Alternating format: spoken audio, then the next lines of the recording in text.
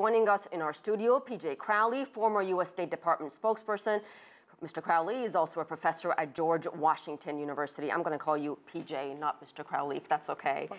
So, PJ, explain to us what is happening in Syria.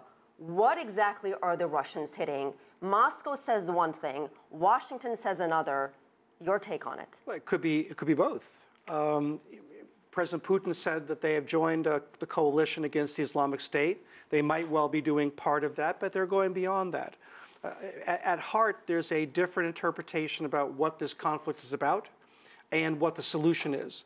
If you go back to Monday at the United Nations, the president said that we cannot go back to the pre-war status quo in Syria, and yet, by every indication, Russia has not only interceded in Syria to protect its own national interests there, but for the moment they continue to militarily act to continue to prop up Bashar al-Assad and perhaps create a fire break because he's lost a lot of territory and ground in recent months, and so the military action is within that context. So what is the Russians' endgame? Is it really about propping up Assad? And why now? This conflict has been going on for some time.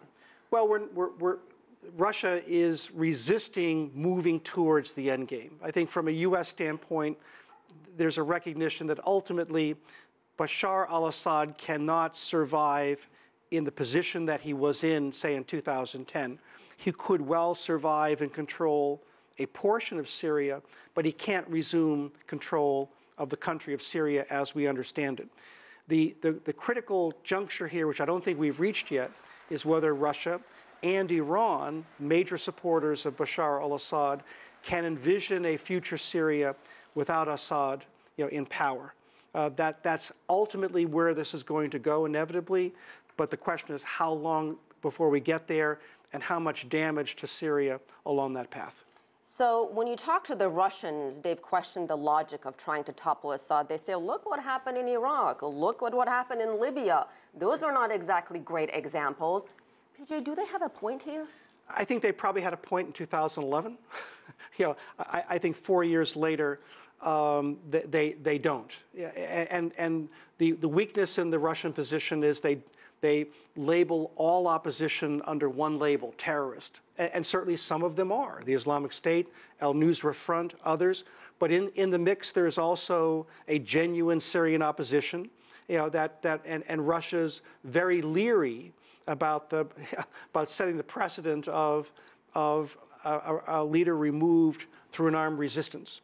And so they're addressing a portion of the problem while ignoring the other part of the problem. And they can do this for a while, but inevitably they're going to have to pivot, because if they want to protect their interests in Syria, they're going to have a conversation about a future of Syria that moves beyond Assad and his cronies.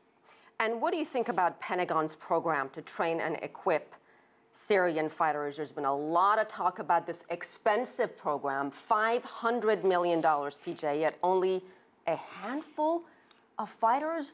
How can that be, $500 million? Well, I mean, it has failed, but part of it is a concern that because the order of battle in Syria is so fluid, on any particular day, you might have the Free Syrian Army standing next to al-Qaeda's al-Nusra Front, standing next to the Islamic State.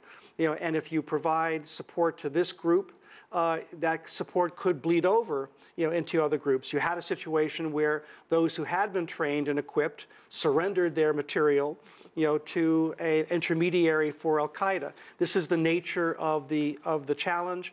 It's so fluid. It's hard to say these are the good guys and these are the bad guys. There's a lot of people in that gray area. And it just got a lot more complicated. In essence, we keep on thinking about Syria as one battle. It's several conflicts going on at the same time, and a lot of fluidity in between. Well, we certainly appreciate you coming on and explaining it to us. Thank you, PJ Crowley. Pleasure. Thank you so much.